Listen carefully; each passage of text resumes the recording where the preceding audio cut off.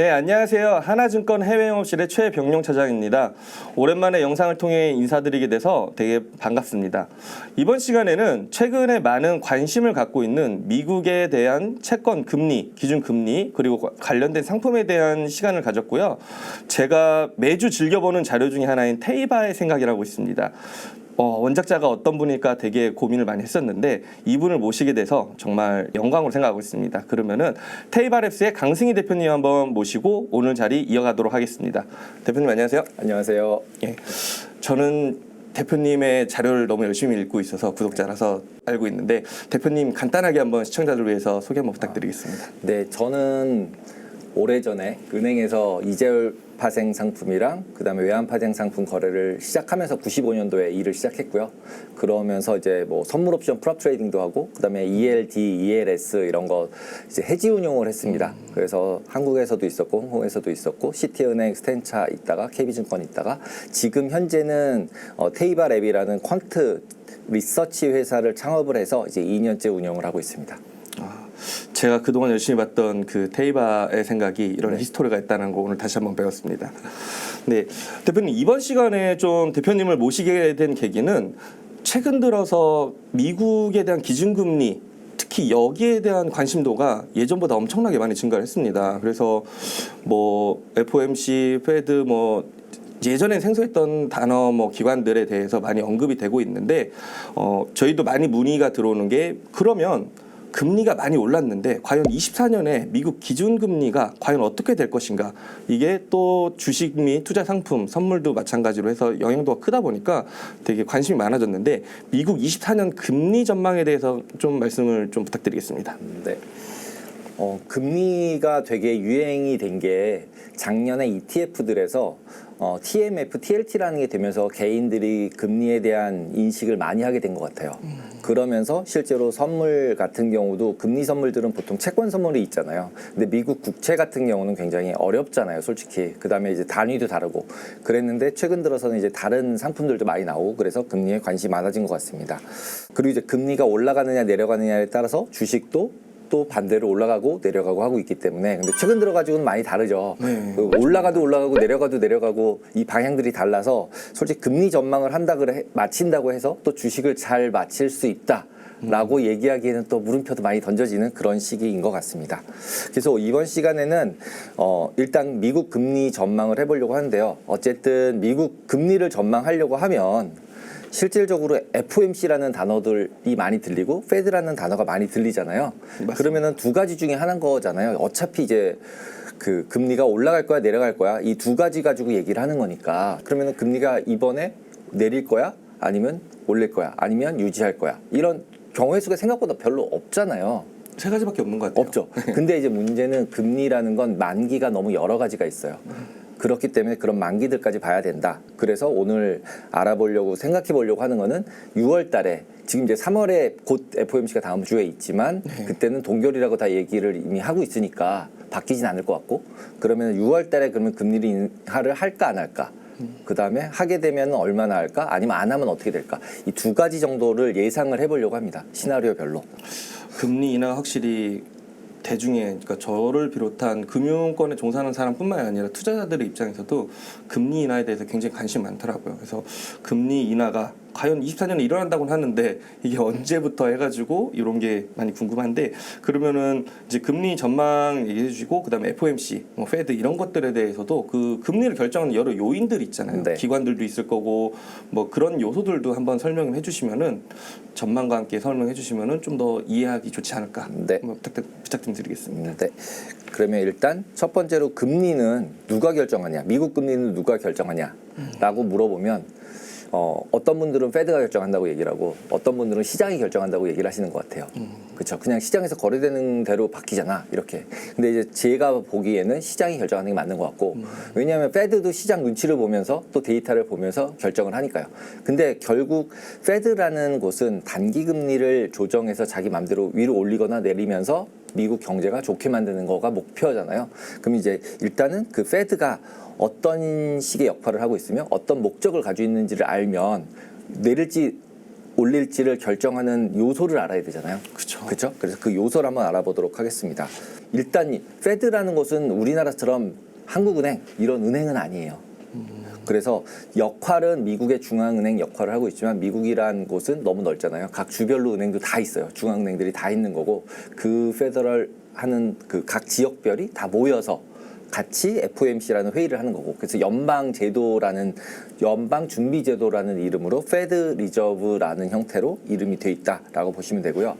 FOMC에서는 경제 상황, 인플레이션, 고용 그 다음에 경제 지표들을 다 생각을 해서 고려해서 미국 경제가 너무 인플레이션이 되지 않고 다른 자기네들이 생각하는 경제가 좋게 되는 방향으로 맞춰서 금리를 조정하려고 한다라고 보시면 됩니다. 그래서 예를 들면 페드 금리가 올라가요. 금리가 올라가면 돈을 빌리기가 어려워지는 거잖아요.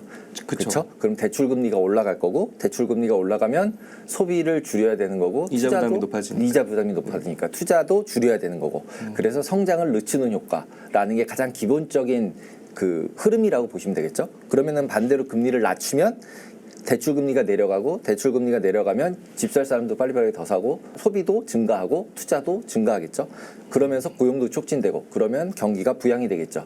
그래서 이 두 가지의 그림들은 충분하게 우리가 그냥 상식적으로 생각했을 때 이해가 되는 그림이라고 생각을 해요. 근데 금리를 예상하는 건 생각보다 굉장히 어려워요. 네, 굉장히 어렵습니다. 그래서 전체적인 큰 그림에 있어서 주식이랑 다른 부분은 뭐냐면 주식은 굉장히 막 올라갔다 내려갔다 하잖아요. 근데 금리는 한번 방향을 잡으면 그 방향으로 쭉 가요. 네, 그래서 그 부분이 굉장히 다르다라고 보시면 될 것 같습니다. 그러면 지금 말씀드린 그런 페드가 어떤 목표를 가지고 있는지를 알고 그 목표에 맞춰져서 금리를 결정한다라고 보시면 될 것 같아요. 그래서 그 목표는 최대 고용, 그러니까 고용이 제일 좋아야 되고 두 번째는 물가 안정이 좋아야 되고 세 번째로는 적당한 장기 금리, 적당한이라는 단어가 굉장히 어려운데요. 애매하네요. 애매하죠. 예. 그러니까 결국 장기 금리도 예전에는 신경을 안 썼는데 이제는 QT, QE 이런 단어처럼 장기 금리도 자기가 어떻게든지 조절하려고 하는 모습들이 보입니다. 그래서 가장 두 가지만을 딱 보면 고용 좋게 만든다. 그리고 인플레이션 되는 거 싫어한다. 이 두 가지라고 그냥 보시면 될 것 같아요. 지금 매번 그 저희 시황이라든지 이런 뉴스에서 나오는 얘기네요. 고용하고 인플레이션. 네, 그게 조금 아까 보여드린 이 화면 같은 경우 연방준비제도에서 페더럴 리저브 시스템이라고 부르는데 그 시스템에서의 장기 목표와 통화 정책에 대한 전략 성명서라는 게 정확히 딱 있어요. 이거는 지금 제가 한글을 딱 정확히 번역해 온 거거든요. 그래서 밑에 출처를 딱 눌러보시면 우리는 이렇게 할 거고 이렇게 할 거야. 그러면서 PCE도 우리가 되게 맨날 많이 듣잖아요. 맞아요. 여기에 아예 목표가 정해져 있어요. PCE로 해서 연간 변화율 2%에 맞추는 걸 가장 적합하다고 판단한다. 라고 써 있어요. 그러니까 약간은 뭐 이럴 경우엔 이렇게 하고 이럴 경우엔 이렇게 할게 라는 단어가 아니라 정확하게 우리는 이런 거를 지향하며 이렇게 이걸 목표로 해 라는 거를 정확하게 스테이트먼트라고 딱 적어서 그 펄러시를 어떻게 결정해 라고 딱 정해놓고 있다 라고 보시면 될 것 같아요. 그래서 이거는 절대로 흔들리지 않는 원칙이다 라고 보시면 될 것 같습니다. 기준이 된다라고 네, 생각하면 완전하게 기준이 되는 거죠. 그러니까 고용지표, 조금 아까 말씀드린 두 번째 인플레이션 지표 두 가지 제일 중요하다. 그리고 그거를 결정하는 요인들로서 금리를 만든다는 거죠. 그래서 이 두 개가 금리를 결정하는 요소가 되겠죠. 페드가 올리면 나머지도 따라가고 내리면 따라서 내려가니까 네, 그렇게 보시면 될 것 같습니다. 그러면은 그 페드가 그 두 가지를 볼 때 뭘 보냐 할 때 결국 경제 지표를 보겠죠. 그렇죠. 그러면 그 경제 지표 중에서 어떤 게 순서적으로 제일 많이 보느냐라고 보시면 일단은 성장률 GDP 성장률이 있을 거고요. 두 번째는 인플레이션. 조금 아까 말씀드렸죠. 그래서 CPI, PPI, PC가 있는데 거기 스테이트먼트에 딱 있듯이 PC가 제일 중요하다. 하지만 PC가 중요하지만 PC 안에 들어가는 항목들이 CPI, PPI에 다 나오거든요. 생산자 물가지수, 소비자 물가지수. 그래서 그 안에 있는 항목들을 조절해서 하니까 그 두 개가 나오면 PC가 어떻게 나올 것 같아 라고 예상을 해놓고 포지션을 잡는 거죠. 올라갈 것 같아 내려갈 것 같아 하면서 그래서 인플레이션 데이터는 이 세 가지가 다 중요하다고 보시면 되고요. 그리고 이제 실업률 그 다음에 실업률하고 그 다음에 난판 페이롤이라고 그래서 이제 고용 지표 그래서 몇 명이 취업이 됐고 몇 명이 취업이 안 됐고 그러면 얼마나 돈을 또 벌었고 시간당 임금이 얼마나 좋고 이런 부분들을 중요하게 본다. 그 다음에 그거의 기본이 되는 것들은 이제 소비자 신뢰지수 그러니까 내가 돈을 잘 쓸 것 같아, 안 쓸 것 같아. 이 심리에 따라서 결국은 예상해 볼 수 있는 게 실업이 일어났어요. 잘렸는데 돈을 적게 쓰겠죠. 적게 쓰겠죠. 소비를 못하게 되겠죠. 그렇죠. 그러면 그게 떨어지겠죠. 그런 것들에 대한 원천적인 부분들이 신뢰지수에서 보인다라고 보시면 될 것 같아요. 근데 이거 외에 또 하나가 이제 정부 부채, 그 다음에 재정 정책이라는 부분들이 글로벌 파이낸셜 크라이시스, 그러니까 GFC라고 불리우는 이제 서브프라임 모기지 사태 이후에 바뀐 부분이라고 보시면 될 것 같아요. 그래서 이때부터는 자기가 국채를 막 사주거나 채권을 발행하거나 지금도 그게 가장 이슈가 되고 있고요. 그래서 그렇게 해서 수급을 조절하면서 금리를 조절할 수 있다라고 보시면 될 것 같습니다. 마지막에 얘기해 주신 게 정부의 좀 직접적인 개입적인 개입에 부분을 가깝죠. 말씀하시는 거죠. 네. 그러니까 장기채를 갖다 원래는 지금 이거는 그 은행 간 페드에서 결정하는 금리는 은행 간 거래하는 하루짜리 금리예요. 근데 하루짜리 금리를 움직여서 뒤에 20년, 10년짜리 금리를 바꿀 수도 없잖아요. 그렇죠. 원래 못 바꾸는 거였어요. 그래서 앞에 걸로 해서 눈치를 보면서 이제 시장에서 결정하는 거였는데 이제는 뒤에 쪽 것도 내가 건들 수 조금 있게. 결정을 해보겠다라는 부분이 생겼다라고 보시면 될 것 같습니다. 그래서 이제 FOMC에서 보통 경제 전망을 발표를 해요. 그래서 뭐 3월 달엔 발표를 해요. 2월 달엔 안 했고요. 이제 12월 달에 했던 게 이제 그 경제 전망은 최근 거고요. 그리고 이제 다음 주에 있을 FOMC 중에서 다시 발표를 할 거예요. 그리고 점도표라는 걸 찍고 점도표라는 거는 이제 미래에 내가 어떻게 될 것 같아라는 걸 투표하는 사람들끼리 점을 막 찍어서 그냥 보여주는 거예요. 꼭 그렇게 된다라고 믿으시면 안 된다. 안 된다. 네. 그냥 단지 확률이 좀 높다. 네, 아, 이런 그러니까 그분들은 그렇게 생각하는구나. 그다음에 페드 와치라고 좀 이따 보여드리겠지만 그거는 시장에서는 이렇게 생각하는구나. 그러면 나는 그 둘 중에서 누구를 믿을지는 내가 결정해야 되는 거죠.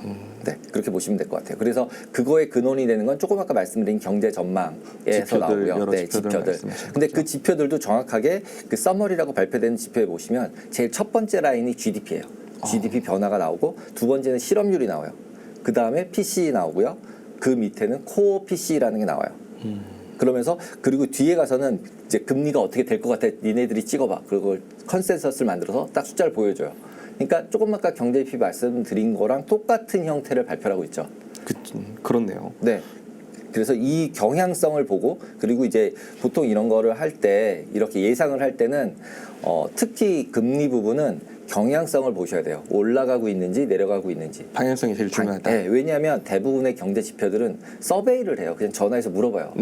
그러니까 물어본 사람이 이쪽으로 쏠렸을 수도 있고 이쪽으로 쏠렸을 수도 있잖아요. 그러니까 변동폭이 심하거든요. 근데 전체 추세는 일정하다라고 보시면 될 것 같아요. 그래서 뭐 최근 들어서는 3개월 평균을 본다 뭐 이런 얘기들을 많이 하는데 기본적으로 3개월이든 6개월이든 전체 추세를 봐야 된다. 그리고 추세가 없이 막 옆으로 가고 있다. 이럴 때는 그럴 때 되게 힘들 것 같아요. 모르는 거다라고 보시면 될 것 같아요. 그래서 보통 추세가 생겼을 때 그쪽에 따라가는 경향들이 많고 그다음에 경기는 한국모항 같은 거라고 보시면 될 것 같아요. 주식은 좀 작은 배고 경기는 큰 배. 금리는 큰 배고 그리고 이제 큰 배는 이제 금융기관들 보험사, 연기금 이런 데들이 움직이는 거래들을 어떻게 움직이는지 예상해서 우리는 개인은 살짝 따라가서 방향을 맞춰서 돈을 벌어보자 뭐 이런 거잖아요. 그렇죠. 네, 그렇기 때문에 우리가 뭐 방향을 조절할 방법도 없고 아무것도 없어요. 주식은 뭐 작전도 하고 많이 하지만 금리 부분은 아무도 작전할 수 없어요. 금리가 저도 처음 이런 해외 선물을 배우고 할 때 뭐 에너지 상품 뭐 이렇게 섹터가 있는데 그 선배님들 및 고수분들이 얘기하시더라고요. 금리는 이거는 최종의 영역이다. 굉장히 고려해야 할 대상들이 많기 때문에 예측도 힘들고 그 내가 트레이딩하기에 굉장히 좀 어려울 수 있는 부분이다라는 부분이 있는데 지금 그 부분을 지금 대표님께서 말씀하시는 걸 들으니까 좀 이해가 되네요. 네. 그래서 그러면 이제 그런 마켓 드라이버들이라고 부르는 미국 경제 지표들을 어디서 볼 수 있느냐라고 하면 물론 뭐 하나증권에서 발표한 HTS도 다 나올 거예요. 예, 맞습니다. 찾아보면 다 나올 텐데 그 찾아보는 그 데이터들 자체들을 보셔도 되고요. 네. 그 다음에 어떤 형태의 플롯으로 전 세계 사람들이 보는지를 보시기 위해서는 보통 이제 많아요. 트레이딩 이코노믹스라는 사이트도 있고 여러 개가 있는데 딱 들어가서 보시면은 미국 각 나라별로 이런 게 다 나와 있어요. 형태들이. 그래서 이 드라이버 쪽에 가서 보시면 제일 메뉴에 커런시라는 게 있고 네. 그 다음에 스탁마켓, 그 다음에 GDP, 그 다음에 실업률, 네. 그 다음에 난판 페이롤이 고용지표라고 말씀드렸죠. 그 다음에 인플레이션이 CPI예요. 지금 말씀드린 거랑 똑같은 순서로 똑같이 똑같은 돼 있죠. 순서네요. 네, 순서도 똑같죠. 그러면 이게 왜 그러냐면 제가 생각했을 때 페드가 기준을 잡아줬잖아요. 그렇죠. 네, 그러면 걔가 보는 대로 왜냐하면 결정하는 사람이 보는 대로 어떤 생각을 그분들이 하실까라는 걸 생각하면서 그렇다면 경기가 좋아질지 나빠질지 이런 것들을 고려해서 실제로 채권 선물을 하시던 그리고 채권 금리 특히 미국 금리 같은 경우는 주식을 하는 데 있어서도 굉장히 중요합니다. 네. 맞아요. 네, 그렇기 때문에 꼭 금리 선물이 아니더라도 그냥 금리 경제 쪽은 방향성을 네. 읽는 이런 걸로도 되게 활용하기 좋습니다. 좋겠네요. 네, 좋습니다. 그래서 꼭 금리 같은 경우는 꼭 트레이딩을 안 하더라도 알고 있고 그다음에 금리 선물을 뭐 예를 들자면 금리 선물을 조그맣게 움직이는 경향들이 있거든요. 금액이 싸서. 네. 근데 한두 계약씩 그냥 사서 놓고 실제로 P&L 움직이는 걸 보게 되면 조금 더 금리에 관심을 가질 수 있다. 그리고 그 트렌드도 좀 따라갈 수 있다. 왜냐하면 이제 각각 개별 종목 뉴스만 보고 따라가는 것도 물론 중요하겠지만 전체 그림이 중요하니까요. 아까 말씀하신 한국모함의 네, 움직임. 한국모함이니까. 네. 큰 배가 뭐 이 방향 가고 있는데 안에서 움직여봤자 큰 배가 움직이는 거 안에 있는 그 거잖아요. 안에서 움직이는. 네. 그리고 이제 채권 같은 경우는 누가 함부로 손을 대기. 손을 댈 수 없다. 주식은 좀 손을 대잖아요. 그쵸. 네, 그거에 반해서 아무리 뭐라고 그래도 나스닥, 뭐 엔비디아 이런 거 누군가가 손을 대고 있는 거거든요. 왜냐하면 수급에 따라서 가격이 쉽게 변할 수 있으니까. 근데 이거는 전 세계 사람들이 다 하고 있고 전 세계 중앙은행이 다 보고 있고 쉽지 않겠죠. 네. 정책이지. 네, 정책인 때문에. 부분이 있기 네, 때문에 어려울 것 같습니다. 그렇습니다. 그래서 그 부분들을 하나씩 잠깐 간략하게만 보도록 하겠습니다. 그래서 고용 지표 같은 경우는 이코노믹 칼렌더 아까 전에 말씀드린 트레이딩 이코노믹스에 있는 화면을 그냥 가져왔고요. 그래서 그 부분에서 보시면 오른쪽 같은 경우는 그냥 단기 1년 동안을 보여드리는 거고 왼쪽 같은 경우는 여기에 나온 5년치를 갖다 보여드리는 거예요. 5년치를 쭉 보면은 쭉 올라갔다 내려갔잖아요. 네. 2000년도에, 급등을 했나? 2020년도에. 이게 코로나 때인 걸로 맞습니다. 생각이 되는데. 네, 코로나 딱 되자마자 저렇게 올라갔죠. 그러니까 저런 이벤트를 예측을 할 수 있을까요? 없을 것. 네, 없습니다. 네, 저런 경우가 됐을 때는 방법이 없습니다. 그렇기 때문에 보통은 저는 얘기할 때 뭐 채권이 됐던 주식이 됐던 현금 비중이랑 레버리지 관리를 계속 잘해야 된다는 게 잘못해서 레버리지 컸을 때는 저런 경우에 한 번에 털려요. 내가 10년을 벌었어도 한 번에 털려요. 한순간에. 네, 한순간에 털리기 때문에 예, 그런 경우를 방지하려면 결국은 레버리지 관리를 할 수밖에 없다. 어떤 경우가 발생할지 모른다라는 가정을 두고 매매를 하시는 것을 가장 추천을 드립니다. 그리고 추세라는 부분을 제가 말씀드린 게 고용지표 같은 경우도 차트에서 보시면 지금 오른쪽 거 같은 경우 보시면 점점 올라가고 있는 게 보이죠, 그렇죠? 네. 그리고 과거에 5월 달부터 내려갈 때는 쭉 내려가는 게 보이고요, 네. 그렇죠? 저런 추세들이 지금은 내려갔다가 올라가는 추세로 있는 상태다 보니까 최근 들어서는 고용이 좋다라는 얘기를 계속 하고 있는 거죠. 얘가 떨어지면 이제 고용이 나쁘다겠죠. 그럼 고용이 좋다 나쁘다를 떠나서 이제 이 부분들은 이제 실업률 부분은 같은 경우는 예를 들면 3.8%. 왼쪽 거는 지금 실업률이에요. 그래서 실업률 같은 경우는 3.7, 3.8 뭐 이렇게 지금 나오고 있는 상태다라고 보시면 될 것 같습니다. 그리고 이제 PC라는 거 조금 아까 말씀드렸던 굉장히 관심이 많은 지표 중에 제일 하나죠. 많은 지표 중에 하나죠. PC 지표. 이거 2라고 얘기했잖아요. 맞아요. 2 되면 나 인하할 거야. 2 안 보이면 안 할 거야라고 계속 얘기를 하고 있죠, 파월이. 파월이 정말 말 한마디가 그렇게 전 세계를 좌지우지할지 놀라울 뿐입니다. 그렇죠. 그래서 그 경우를 꼭 보실 때는 연율로도 보시고 그 다음에 MOM으로도 꼭 보셔야 한다라고 말씀을 드려요. 그래서 월별로 얼마 증가했는지 낮아졌는지 꼭 보셔야 되고 그 다음에 전체 큰 그림은 좀 긴 그림으로 보시면 되고 근데 지금 PC 보시면은 2020년도에 밑으로 확 내려갔죠. 네. 마이너스까지. 이때도 마찬가지로 코로나 때가 네, 코로나 때 갑자기 이벤트가 이벤트가 발생을 한 거죠. 그래서 지금 이거 같은 경우는 월 부분을 가져온 거예요. 왼쪽은. 왼쪽이 월 네. 기준이고 오른쪽에 있는 봉 차트가 연 기준으로 연 기준 월 연봉으로 나오는 거. 그래서 이쪽 보시면은 왼쪽은 보시면 0.4, 0.2 네. 축이 그렇잖아요. 그리고 맞습니다. 오른쪽은 4점이 그렇잖아요. 그러면 이게 단순하게 생각하면 곱하기 12 하는 거랑 비슷하겠구나라고 느낄 수 있겠죠. 그래서 전반적으로 지금 왼쪽에 있는 월 단위를 보시면 0.6 막 이런 데 있던 게 0.1도 갔었네. 그러면은 그것들을 합산한 12개를 더하면 오른쪽 게 나오겠네 라고 상상을 할 수 있고 최근 같은 경우도 월봉을 더 이렇게 확대해서 5년치가 아니라 1년치만 보시면 최근에 6월달 전 5월달까지는 높았었어요. 그러다 6월이 갑자기 확 떨어지면서 0.2로 바뀌거든요. 그 얘기는 뭐냐면 6월달에 가서 12개를 더하면 잘하면 2%대 보이겠는데 뭐 이런 거죠 이제. 그걸 통해서 이제 금리 인하에 대한 기대감이 좀 생기는 거죠. 형성되는 그래서 6월달에 그래서 할 가능성이 높지 않냐라는 것들을 볼 때 그런 식으로 데이터를 가지고 하겠다고 얘기를 했으니까 괜히 6월이 아니었네요. 네, 그런 식으로 추정을 해볼 수 있습니다.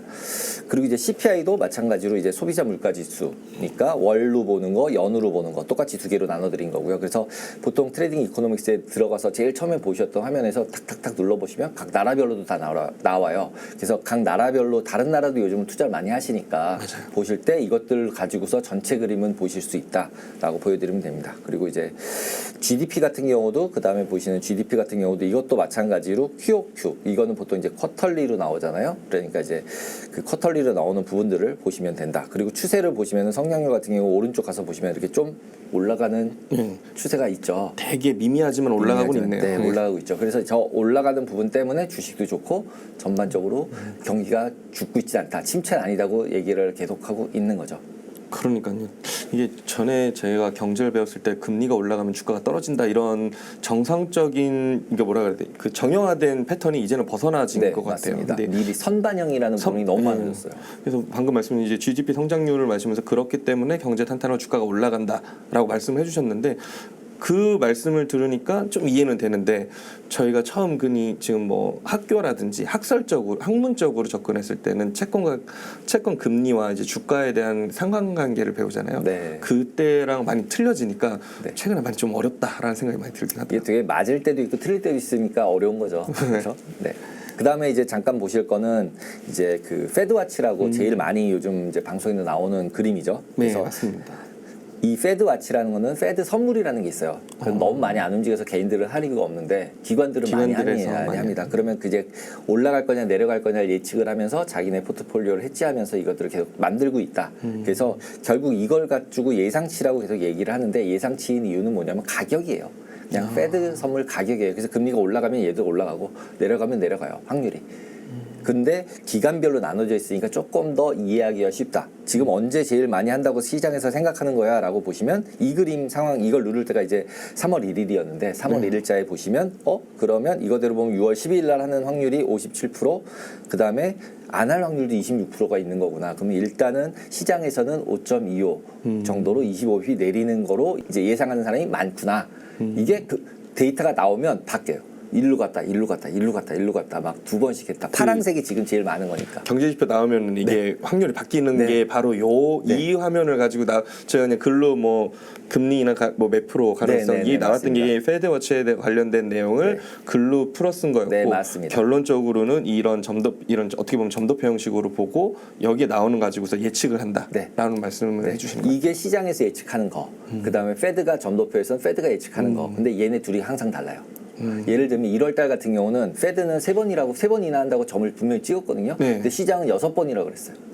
맞아요. 저도 그거 본 것 같아요. 그쵸? 저도 그래서 작년에 막 세미나 할 때 한 3번에서 4번 정도 뭐 이렇게 금리나 가능성이 있다. 뭐 0.25bpc 한 4번 정도 하지 않을까 전망을 합니다라고 했는데 1월에 들어왔는데 3번이라고 하더라고요. 그러면서 금리 인하 폭도 좀 변경이 돼 있고. 그러면서 이 페드와치에서는 6번이었어요. 3월 달부터 금리 인하 해가지고 6번 인하하는 거로 쫙쫙쫙 찍혀 있었어요. 파란색이 이게.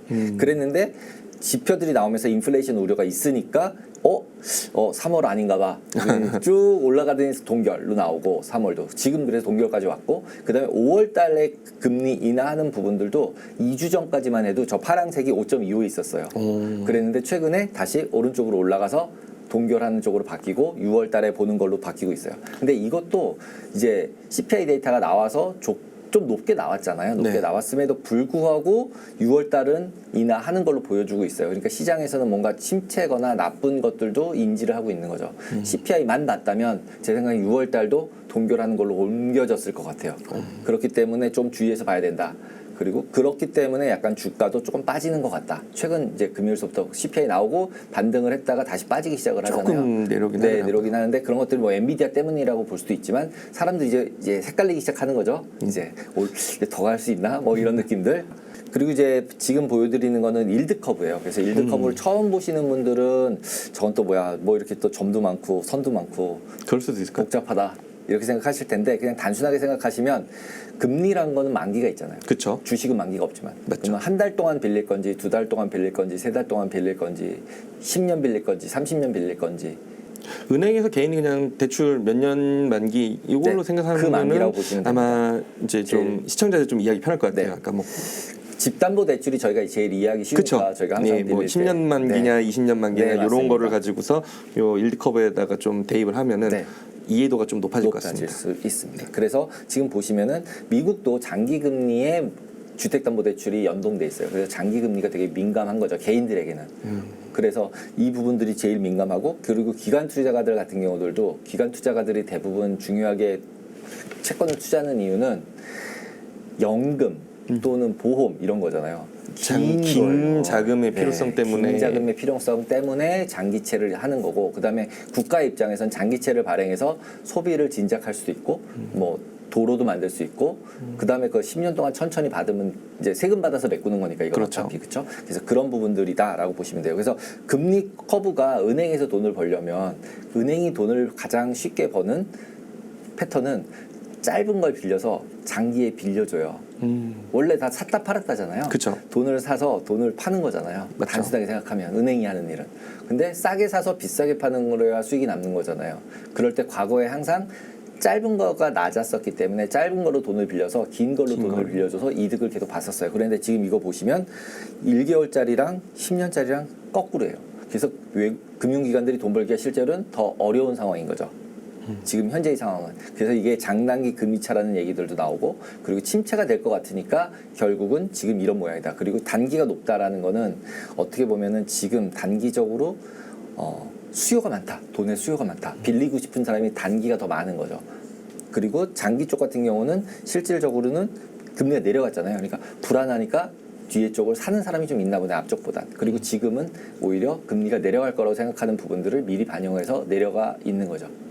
그 평균을 쳐서 보니까 평균을 봐야 돼요. 왜냐하면 한 달 뒤 1년짜리를 투자를 했다고 쳤을 때 1년 지나면 다시 사야 되잖아요. 그쵸. 근데 그때가 금리가 확 내려가면 금리가 변경이 되면은 확 내려가면 안 되잖아요. 그쵸. 고정시킬 수 없잖아요. 그러니까 그거의 대체적인 평균치라고 보시면 될 것 같아요. 그래서 지금 현재로 보면 5.5인데 25bp 이나 1%를 인하한다 해도 4.5잖아요. 근데 쭉 가서 보시면 4.5% 레벨보다 더 낮거나 비슷한 레벨이 지금 2년짜리예요. 네. 그렇죠. 2년 앞에 거가 다 내려와도 처음에 말씀드린 일드 커브라는 게 이렇게 짧은 게 싸고 긴 게 비싸지는 거가 되려면 되게 어렵겠는데 이런 느낌이 딱 보이시죠? 네, 맞아요. 지금 흔히 장단기 금리 차가 발생했다라는 게 이제 이미 발생을 해 있고 이게 다시 원래대로 회귀하기에는 조금 더 시간이 오래 걸릴 것 같다. 오래 걸릴 것 같아요. 이게 오래 걸리는 게 되게 이제 얘기가 오래됐던 게 이렇게 장단기 금리차가 되면 경기가 침체가 왔었어요. 한 번도 이거를 어긴 적이 없었다라는 거죠, 과거에. 지금은 좀 어겨진 느낌이. 근데 이제 이것도 되게 말이 많은 게 1년 뒤에 온 적도 있고 1년 반 뒤에 온 적도 있고 2년 뒤에 온 적도 있고 6개월 뒤에 온 적도 있어요. 언젠간 온다. 그러니까 언젠간 왔었다. 온다. 네. 그게 언제인지를 모르는 거죠, 저희 입장에서는. 그러니까 그것도 정확하게 타이밍을 맞추긴 굉장히 어렵다. 그렇기 때문에 그때 상황에 맞춰서 저희가 봐야 된다. 그 다음에 이제 장단기 금리차 조금 아까 말씀드린 거 과거 히스토리를 쭉 보여드리는 거예요. 히스토리를 쭉 보시면은 밑에 녹색이 10년 빼기 2년이에요. 10년 금리 빼기 2년. 근데 지금 현재도 마이너스에 있어요. 네. 보통 때는 왼쪽에 2021년도처럼 플러스에 있어요. 양수예요. 저희가 생각하는 정상적인 네. 시장은 2021 왼쪽에 있는 녹색 차트처럼 좀 0 이상이야지 정상인데 네. 현재 이제 뭐 코로나 시점 끝난 이후 시점을 비롯한 것 같아요. 22년 이후에는 음수로 돼 있는데 이거는 이게 흔히 얘기하는 장단기 금리 역전이 돼 있다. 역전 상태다라고 보는 거죠. 그리고 그게 옆으로 쭉 가다가 한 100bp 마이너스 1%까지 벌어졌다가 지금 이제 쭉 줄어들어서 한 30, 40 정도 사이를 계속 왔다 갔다 하고 있어요. 근데 현재도 마이너스예요. 그리고 3개월 이제 과거에는 10년, 2년만 봤었는데 최근 들어는 10년, 3개월도 보더라고요. 10년, 3개월은 좀 생소하긴 하네요. 네, 그래서 10년, 3개월도 보더라고요. 그러니까 단기 금리가 얼마나 빨리 빠질까를 알고 싶은 거죠. 단기 금리가 빨리 빠지면 확 줄어들 거잖아요. 저는 단기 금리하면 2년물 정도 이렇게 생각하는데 이제 3개월까지 본다면 좀 더 타이트하게 보는 더 경향이 좀 세졌네요. 세진 거죠. 그래서 어떻게 둘이 빨리 움직이는지를 조금이라도 먼저 알아서 그쪽 방향으로 가려고 방향성을 잡아보려고. 그리고 이제 금리가 확실하게 내려간다고만 하면 이제는 ETF나 이런 것들도 선물뿐만이 아니라 너무 많으니까 투자할 수 있는 자산들이 그러니까 그런 쪽으로 포지션들을 가져가려고. 그다음에 이제 레버리지 돼 있는 ETF도 좀 많고 이러니까. 근데 솔직히 선물 같은 경우는 뭐 엄청난 레버리지를 쓰실 수 있잖아요. 네. 네. 방향만 맞출 수 있다면. 2년물이 거의 한 200배 근처까지 나오고 뭐 10년물 70배 이렇게 나오니까 어마무시한 레버리지를 쓸 수 있는 거기 때문에 되게 이제 주의하셔야 된다. 특히 채권 선물의 경우는. 채권 선물이 정말 무섭더라고요. 네, 무섭게 움직입니다. 생각보다. 그래서 지금 최근에 들어서는 마이크로 선물이라고 해서 그냥 개인들이 더 가격 움직임도 되게 채권은 복잡해요. 다음 시간에 설명드리겠지만 복잡한데 금리 선물은 그냥 직관적으로 올라가는 금리 곱하기 얼마로 그냥 돈을 줄게 받을게. 이렇게 돼 있는 상품들도 만들어서 하고 있습니다. 어떻게 보면은 투자자 입장에서 좀 개인 투자자고 그다음에 초보 투자 같은 경우는 그런 금리 선물 그냥 좀 직관적인 선물을 하는 게 좀 뭐라 그럴까 편할 수 있겠네요. 네, 이해하기가 편하거든요. 이해하기가 그냥 편할 것 금리 올랐어? 그러면 올랐으면 뭐 1,000원 깨졌네? 뭐 예를 들면 0.001이 변했네? 그럼 1달러 깨졌네? 0.002 변했으면 2달러 깨졌네? 뭐 액면 금액이 얼마고 이런 거 다 둘째 치고 그래서 금리만 맞추면 돈 벌 수 있는 거잖아요. 그쵸. 맞히기가 어렵겠지만 맞추기가 어려서 네. 뭐든지 맞으면 돈을 벌 건데 맞으면 그게 돈을 어렵다라는 버니까. 게 네. 그래서 이제 그걸 예측하기 위해서 아까 전에 말씀드린 그런 경제 지표들을 쭉 봤다라고 보시면 되고요. 그 다음에 하나 추가로 말씀드리고 싶은 게 무브 인덱스라는 게 있어요. 이건 좀 생소한 것 같아요. 네. 저도. 그러니까 무브 인덱스 뭐냐면 빅스는 많이 들어보셨잖아요. 네, 빅스 많이 맞죠. 빅스는 S&P 한 달짜리 옵션 가지고 네. 이제 변동성을 추출해 놓아서 그걸 연속적으로 만들어 놓은 건데 이건 뭐냐면 그 채권 옵션들도 거래가 되고 있어요. 그래서 채권 옵션에서 빅스를 만든 거라고 보시면 돼요. 이 무브 인덱스 같은 경우가 채권을 기초 자산으로 하는 한 옵션들을 가지고 뽑아낸 빅스다. 네. 어떻게 변동성 지표라고? 네, 변동성 지표라고 보시면 돼요. 그래서 제가 동그라미 쳐놓은 부분들을 보시면 빨간색으로 돼 있는 게 이제 그 무브 인덱스예요. 그 다음에 저 파란색이 S&P 지수예요. 그 다음에 주황색으로 돼 있는 것이 페드 펀드 이자율이에요. 그래서 딱 세 개의 선이 있는 거고요. 그럼 주식 같은 경우는 제가 일부러 약간 로그 스케일로 바꿨어요. 로그 스케일이 뭐냐면 100에서 200 가면 100% 오른 거잖아요. 그쵸. 근데 100에서 300이 갔을 땐 100 똑같이 올랐지만 비율이 다르잖아요. 그래서 틀리죠. 장기 차트를 그리실 때는 꼭 로그 그림으로 바꾸셔야 돼요. 왜냐하면 로그가 아니게 그리시면 이렇게 가다 이렇게 올라간 것처럼 보여요. 왜곡 현상이 발생할 수 있는데 맞습니다. 로그를 통하면은 이런 장기적인 흐름을 봤을 때 그 왜곡 현상을 줄일 수 있겠네요. 퍼센티지로 오르잖아요. 그쵸. 그러니까 퍼센티지가 과거에 지수가 낮았을 때 1%와 높았을 때 1%의 스케일을 맞춰주는 거죠. 그래야 이제 느낌이 비슷하니까. 그래서 그렇게 바꿔놓은 거다라고 보시면 되고 그렇게 해서 보시면은 중간에 주가가 왕창 내려간 적이 있죠. 네. 저 때가 파이낸셜 크라이시스. 네, 2007년도 때부터 2007년도 시작해서 때, 2009년 때까지 서프라임 때. 그때 내려갈 때 보시면은 무브 인덱스도 폭등을 한번 했다가 한번 내려갔다가 다시 올라가죠. 네. 이게 제가 생각했을 때는 과거에 요 작년에 있었던 SBB 사태랑 비슷한 것 같아요. 그러니까 예를 들면 처음에 리만 부도 안 나 그러면서 돈을 확 뿌리니까 내려갔다가 진짜로 리만이 부도가 나니까 완전 난리가 난 거죠. 네. 그러면서 지금 저렇게 완전히 급등해서 변동성이 커진 적이 있는 거죠. 그 다음에 그때 이후로는 쭉 내려가죠. 네, 되게 빨간색이. 우하향하는 완전히 우하향을 하죠. 완전한 우하향 추세로 네. 움직이네요. 빅스도 보시면 아시겠지만 올라갈 때는 급등을 해서 해버린 올라간 다음에는 다음에 내려갈 때는 천천히 계속 내려가죠. 획일하더라고요. 네, 계속 쭉 해서. 네. 그러니까 왜냐하면 변동성은 계속적으로 상승할 수는 없어요. 익숙해지니까. 익숙해지니까도 익숙하고 계속 그렇게 변동성이 심하면 다 죽었을 거예요. 힘들어서. 그죠? 그리고 이제 시장 자체는 결국 안정이 되잖아요. 맞죠. 그리고 정부는 안정화시키는 게 목표고요. 그렇기 때문에 결국 올라가면 내려간다. 근데 그 올라가는 타이밍, 변동성이 올라가는 타이밍을 알기는 굉장히 어렵다. 그래서 리스크 관리를 해야 한다는 거고. 그러면 그 타이밍을 보시면은 글로벌 파이낸셜 크라이시스 있은 다음에 밑에 가서 주가도 보시면 그때 이후에 조금 지나서 정도가 가장 주가의 저점에 가깝죠. 네. 그렇죠? 그다음에 그 다음번에도 보시면 테이퍼링 결정하면서 2013년도에 한번 또 튀는데 그때도 주가가 조정을 받을 거라고 했으나 불구하고 저런 식으로 조정을 하면서 조정 없이 다시 올라가죠. 그다음에 코로나 때 같은 경우도 조정을 확 받고 다시 올라가죠. 코로나로 한번 튀고 나서 그다음에 SBB 사태 때 튀었는데 생각보다 약했네요. 약하게 돌아갔죠. 근데 저 부분도 해석을 아까 전에 정부가 뭔가를 한다라고 계속 말씀을 드리는 게 SBB 사태 때 같은 경우도 진짜 3일 만에 다 처리했어요. 맞아요. 되게 빨랐어요. 주말을 껴가지고 한 걸로 기억하고 있습니다. 네, 맞습니다. 그래서 실제로 임팩트를 굉장히 줄여준 거죠. 시장의 임팩트를. 그래서 저 SBB 사태 있을 때 침체가 올 가능성이 굉장히 많다고 생각을 하면서 실제로 변동성이 커졌었는데 돈을 확 풀면서 감독 당국이 굉장히 빠르게 운행하면서 다시 쭉 내려간 상태고 그러다 보니까 지금 주가도 많이 올라갔고 채권 금리도 그때 대비해서는 오히려 올라가고 있는 거죠. 이때 이렇게 막 위험한 상태가 되면 금리가 막 떨어지잖아요. 안전자산 써놓으니까. 그리고 이제 페드가 야 이렇게 되면 침체나 금융위기 나는데 뭐 페드가 금리를 무조건 낮추겠지 이러면서 금리가 확 내려가거든요. 그러면서 변동성은 엄청 심해지고 그랬음에도 불구하고 다시 아닌가? 그러면서 지금 계속 올라와서 아까 보여드린 것처럼 일드 커브 상에서 보면 연초 대비도 지금도 이미 올라와 있는 상태다라고 보시면 될 것 같아요. 그다음에 또 하나 지금 말 많이 나오는 것들이 이제 뭐 영래포 잔고라는 말, 그다음에 뭐 MMF 이런 얘기들이 나오는데 그걸 이제 해석하기는 솔직히 너무 연결된 게 많아요. 영래포 같은 경우는. 그리고 그걸 알기 위해서는 페드가 하고 있는 재정 정책들, 그러니까 통화 정책들, 그 은행들한테 어떻게 돈을 빌려주고 어떻게 돈을 받고 그러면 신용 창조가 어떻게 되고 이런 걸 다 아셔야 되는데 그걸 다 해서 예측을 하기는 저는 개인적으로는 좀 어렵지 않나?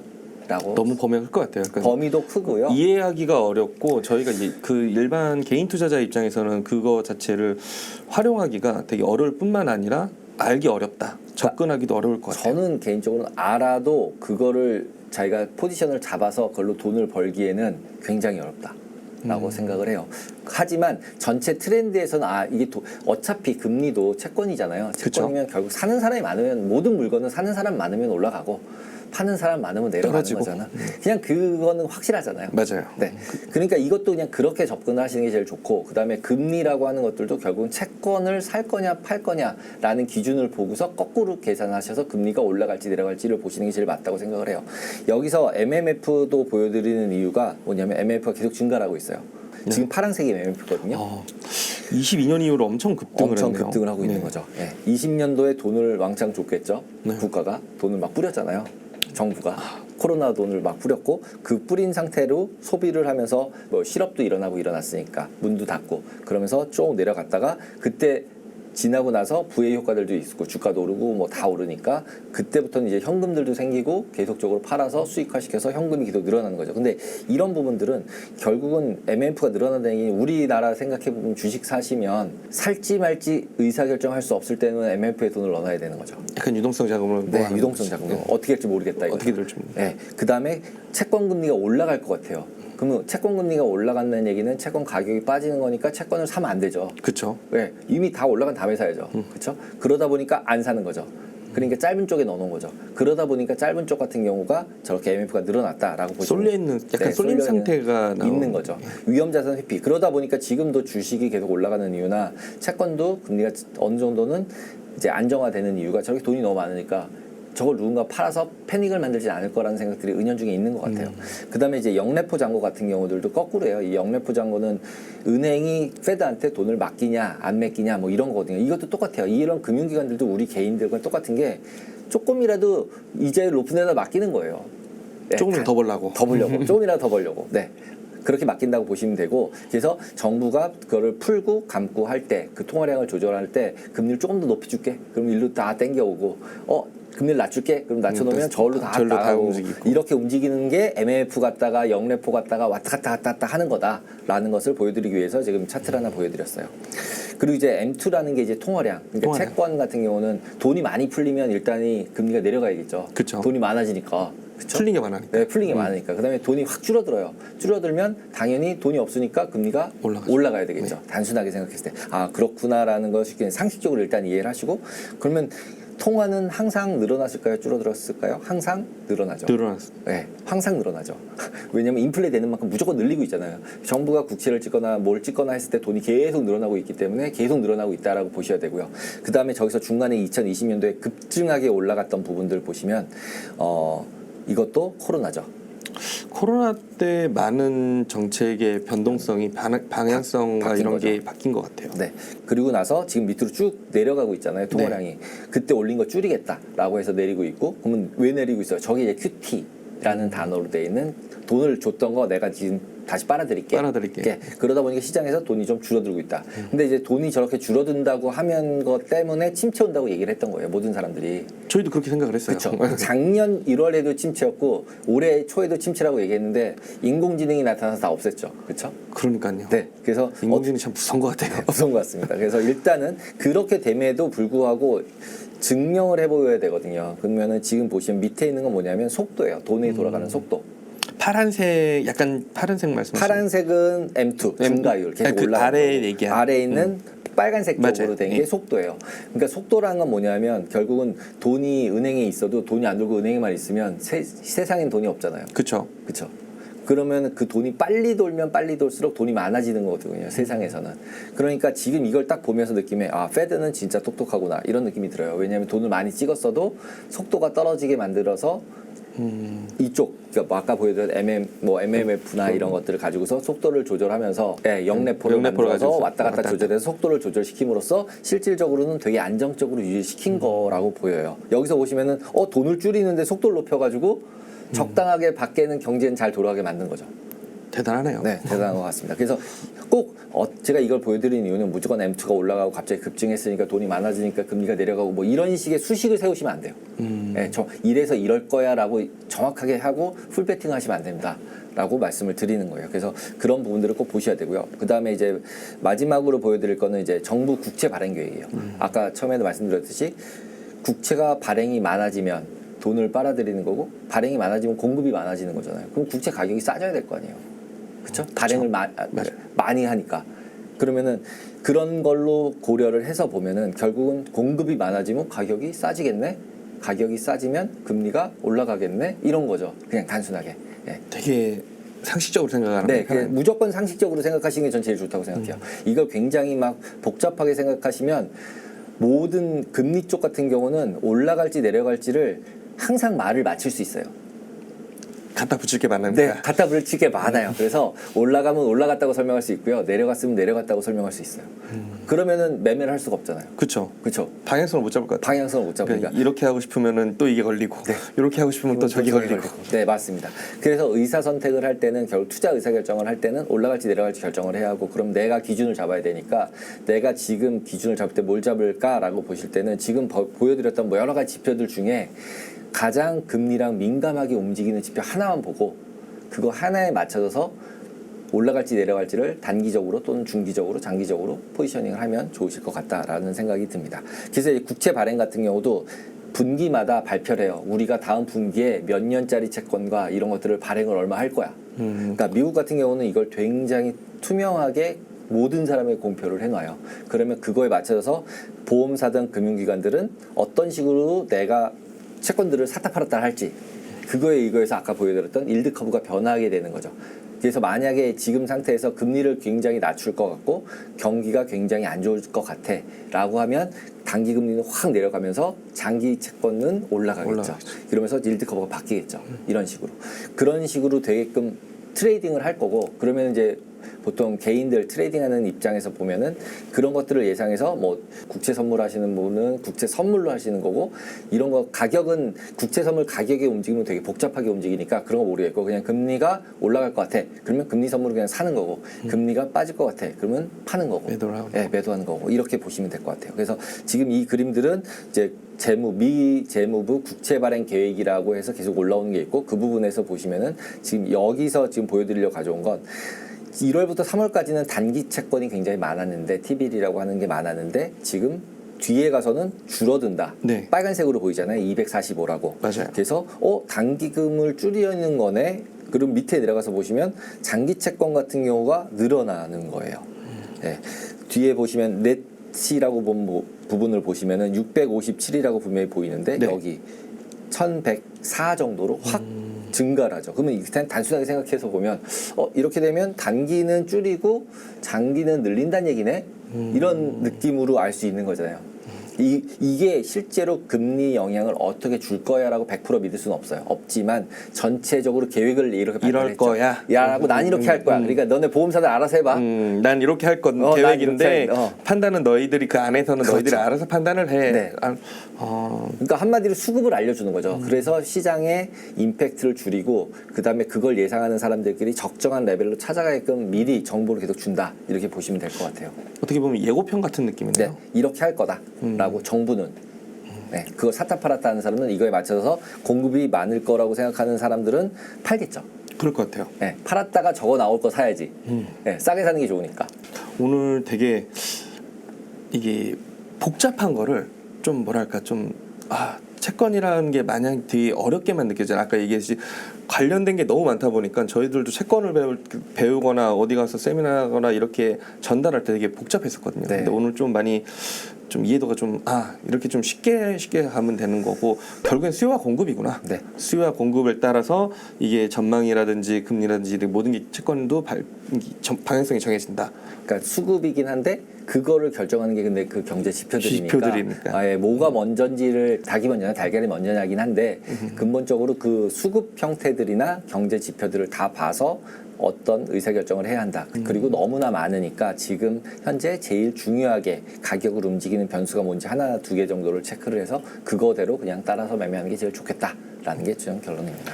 네, 대표님 오늘 되게 이제 첫 번째 저희가 채권 미국 금리랑 이런 채권 관련 상품에 금리 관련된 상품에 대해서 두 시간을 마련했는데 첫 번째 시간으로 이제 전망에 대해서 좀 알아보는 시간, 전망 및 이 채권이 어떤 건지 이런 걸 알아보는 시간이 있었는데 되게 유익했던 것 같아요. 그러니까 좀 기본적으로 내가 채권이란 거를 기사로 혹은 언론이라든지 매체에서 접할 때 이런 게 이제 그러니까 건넘는다고 해야 되나요? 이렇게 그냥 보고 넘어왔던 게 왜 중요한지 좀 알았을 것 같고요. 아까 말씀해주신 지표 같은 경우는 저희 하나증권 HTS, MTS에 대해서도 주요 경제 지표에서 그렇게 아까 말씀해주신 자세하게는 안 나왔지만은 예상치, 이전치, 그다음에 중요도 이렇게 해가지고 날짜별 시간별로 나오는데 투자자 입장에서 그거를 항상 매일매일 한 번씩 보면서 시간 오래 안 걸리니까 그 중요도는 체크해가면서 채권이든 아니면은 주식 관련이든 아니면 해외 선물이든 이런 걸 투자하면은 조금 더 많은 도움이 될 것 같습니다. 네. 그러면은 이번 시간에는 이걸로 마무리하고 다음 시간에 또 부탁을 드리고 싶은 거는 너무 설명을 잘 해주셨으니까 그러면 관련된 상품 그리고 24년 전망을 말씀해 주셨는데 그거에 대해서 전략 이런 거 한번 있으면은 한번 얘기 들어보는 시간이 있었으면 좋겠습니다. 네, 알겠습니다. 네, 첫 번째 시간으로 그 일들을 수익률에 대해서 얘기를 하셨는데 금리 전망에 먼저 우선 알아봤습니다. 많이들 이해가 되셨을 것 같고 궁금하셨던 점도 많이 되셨을 거라 생각을 하는데요. 네, 그러면 다음 시간인 이제 상품 관련된 소개를 또 기대해 주시면 감사하겠습니다.